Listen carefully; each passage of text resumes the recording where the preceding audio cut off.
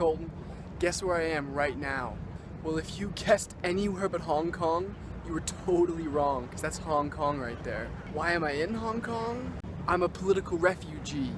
I had to flee China under the cover of darkness and come to Hong Kong. That's actually not true at all. It was just a thing to do with my visa. But that story's way cooler, isn't it? So Colton, my visa says that I can only stay in China for 90 days, after which I have to leave the country and then I can return, which will restart the 90-day countdown. Hooray for government-mandated vacations! So it turns out the best way for me to leave China is to go to Hong Kong, which is a city in China. Get this, for me to go from China to China and then back to China, I will have to go through immigration twice because each time I am crossing the Hong Kong border. Confused? Let me explain. Colton, this is Hong Kong. Home to over 7 million people, very small hotel rooms, lots and lots and lots of shipping containers, and a very confusing political history. In 214 BC, Qin Shi Huang, the first emperor of China, conquered the people of what would become Hong Kong and incorporated them into his new empire. For a long time, Europe traded on and off with China until in 1557 the Portuguese created an outpost at Macau, making maritime trade with China definitely the cool thing to do. Not to be left out, the British Empire also began attempts at trading with China. The British quickly developed an intense love for many Chinese goods such as porcelain, silk, and of course tea, because as we know, the British love tea almost as much as they love empire. However, they soon ran into a problem. While the British were buying massive amounts of goods from China, the Chinese were interested in virtually nothing the British had to offer, which created a massive trade imbalance. To make matters worse, the Chinese only accepted silver in exchange for their goods, which quickly depleted the British supply, forcing them to import silver from North and South America to continue to buy their tea and silk from China. To solve this massive trading crisis, the British looked to India, another country that they had borrowed. In 1817, British merchants began selling opium from India to China. Yes, opium, the stuff that comes from poppies and is used to make heroin. It turned out that addiction was a huge hit with the Chinese, and because of this new popular product, the trade imbalance began to shift back into the British's favor. The market exploded when Americans also began selling opium from Turkey to China. Competition dropped opium's price and caused sales to soar. The Qing emperor of the time not only didn't like the drug's effect on his people, but he further disliked his lack of power over international trade, and in 1839 refused to allow the import of opium into China. This, of course, started a war that has creatively been named the Opium Wars.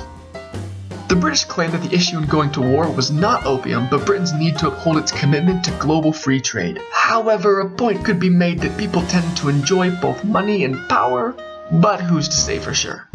Ultimately, the Qing dynasty was no match for the British Navy and had to agree to not only allow for free trade with the West, but also give the prominent port city of Hong Kong to the British Empire.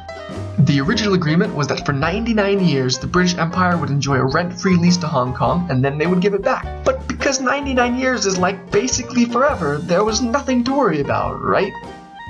The next century proved to be a very volatile time for China. Foreign powers continued to exploit China for economic gain. Then there was a civil war between the Nationalist Party and the Qing dynasty. China was then invaded by Japan, which lasted until the end of World War II, after which there was another civil war between the Nationalist Party and the Communist Party. After the rise of Mao and the Communist Party, there was even more instability due to dramatic and tragic policies such as the Great Leap Forward, the Cultural Revolution, and the Red Guard. While China was experiencing such drastic upheavals, Hong Kong was enjoying relative peace and became more and more prosperous. Refugees from the mainland, support from Britain, and a strategically significant geographical position led Hong Kong to become not only one of the main economic hubs for Asia, but for the world. However, remember that crazy 99 year, which basically equals forever lease on Hong Kong thing? Well, it turns out that in the 90s, the end of forever came, and so did the time for Britain to give the control of Hong Kong back to the Chinese government.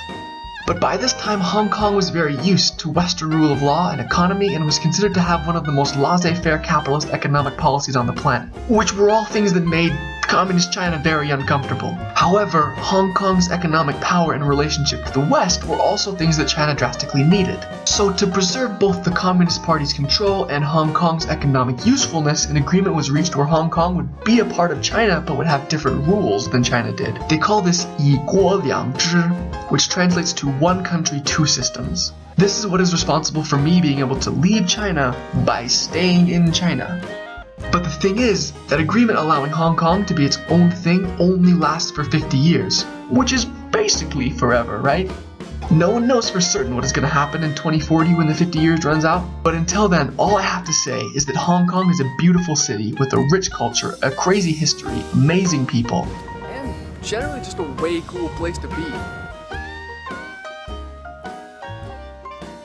People are looking at me weird because I'm filming on this boardwalk.